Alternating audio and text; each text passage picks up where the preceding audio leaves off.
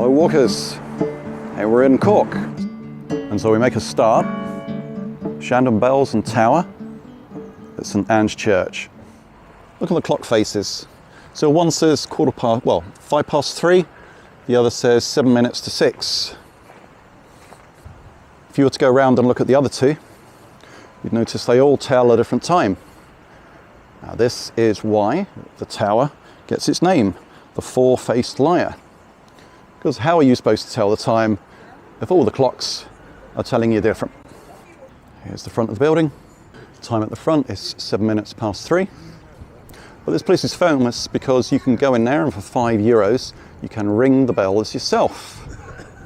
They provide a little guide. They've named all the bells for you. What's quite interesting is if you go onto TripAdvisor and look at reviews for this, because all the top reviews seem to be from all the local neighbours who are imploring everybody to please stick to the tunes, because it's really no fun if you live next door and you're just pulling all 6 bells at the same time.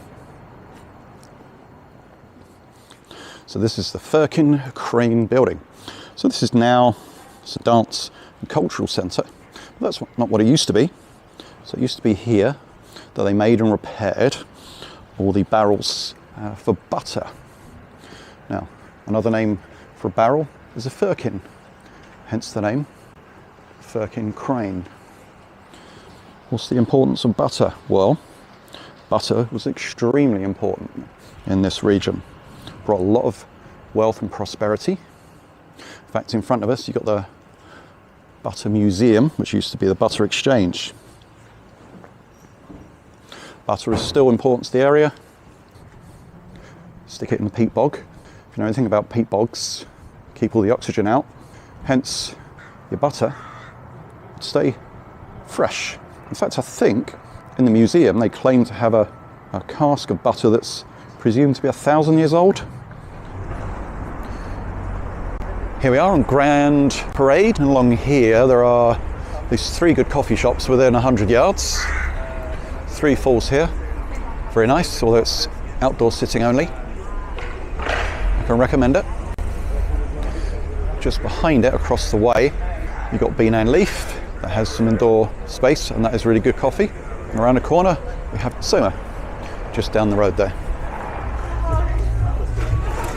So we're turning on to Oliver Plunkett Street. This thriving street, it's sort of, it goes well. Basically, you think of the centre of Cork as a little island, and it cuts straight across the middle from south to north. Lots of independent shopping. I'm just going to walk up and down a couple of the lanes. Let's pick Marlborough Street. So if you come into Cork, it is great just to basically hang out in the city, really. Just soak up the atmosphere.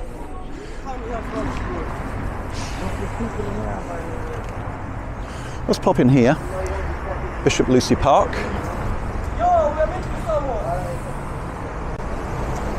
We've got the remnants of the old city wall here. Just a few hundred years ago, this was a tributary of the River Lee down here. There's a water canal down here, because it's all been filled in now.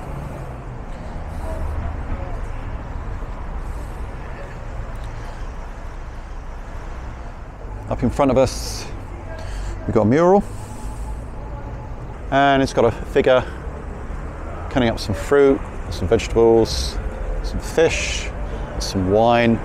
So it all really points to the English market, which is something we'll go and have a look at in a moment. In fact, it's just across the way from us, but we'll come back to that in a minute.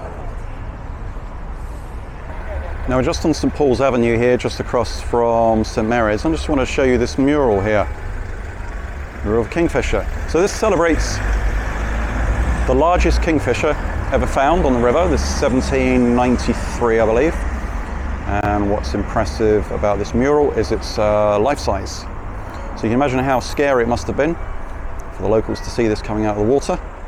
Luckily, this particular breed seems to have died out, so they seem to be a lot smaller now, just the size of sort of taxis now, which is less stressful. Anyway, let's move on.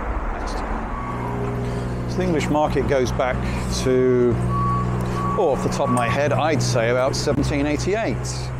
But at the time, that was really only for the use of the Protestants, who were referred to as the English. It's a great place just to find local produce, sit and have a little coffee. And so where did the Irish get to do their shopping? Well, down here, what is now a restored bar is St. Peter's. And this would have been where everyone else would come down their shopping. There we are, St. Peter's Market up on the left.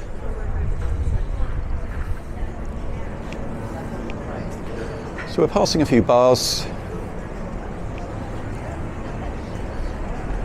We'll see a few pubs on our way. I did say, I'll tell you how many pubs there are here. So, what would you think? It's quite a small city centre. 50, 60. I think according to a census in 2018, there was 1,000. I'm guessing that's not just a city centre, but 1,000, that's quite a lot. Certainly from the times I've been to Ireland in the past before, a little bit younger, it's not unusual to have a pub at most sort of intersections, the end of each street. And obviously I think that's changed now. We're going to head up Carey's Lane. And it's a good area, particularly if you want to find a little restaurant. It's quite a bubbly little atmosphere. It's like Friday, Saturday nights. There's some other things you might want to look at. Supposedly the oldest cafe in Cork, Cafe Fellini. Had a coffee in there the other day. I'll just mention again, we do like coffee.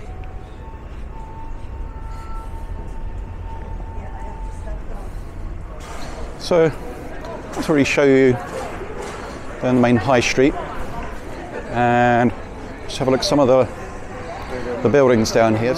So up ahead, you see the Savoy building. So that used to be a big cinema. Dates back to 1932. Dunnes Stores over there, very famous. I mean, that goes back to 1944, the end of the Second World War. It's a drapery business originally, and it was immensely popular when it opened. Basically at the end of the war, they were offering people prices that were pre-war prices. You can imagine after the war, prices had inflated enormously. So there was a bit of a stampede. Very popular. And then, so we've got Brown Thomas, lovely big old building here, still open. But what I want to show you is a shop called Penny's. Now, if you don't live in Ireland, you're probably unfamiliar with the name, but I bet you have shopped in one of their stores. It's spread across Ireland,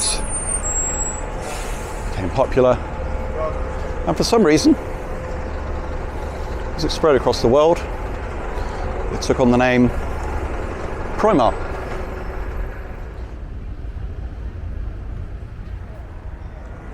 So it's here on just one of 29 bridges across the River Lee here.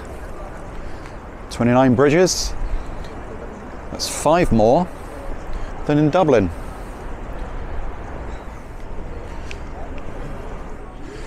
If you want a few more things to do, we've got the Crawford Art Gallery, which is up near the North Part. We've got over 3,000 artworks. There's got a lot of Greek and Roman castings there. If you're thinking of going there, it's free, but you might want to check that it's open.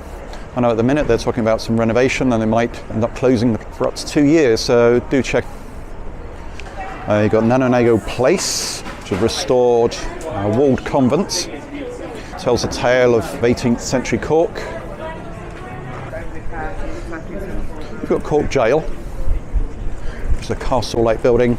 It's not a jail anymore. And we've got waxworks, they've got One of those little audio guides you can go around, maybe get a feel of what it would be like if you were stuck there in the 1800s. Probably not entirely pleasant. And so we'll finish off with just a little sweeping view. Hope you've enjoyed that. We look forward to seeing you on another one. Take care. See you soon.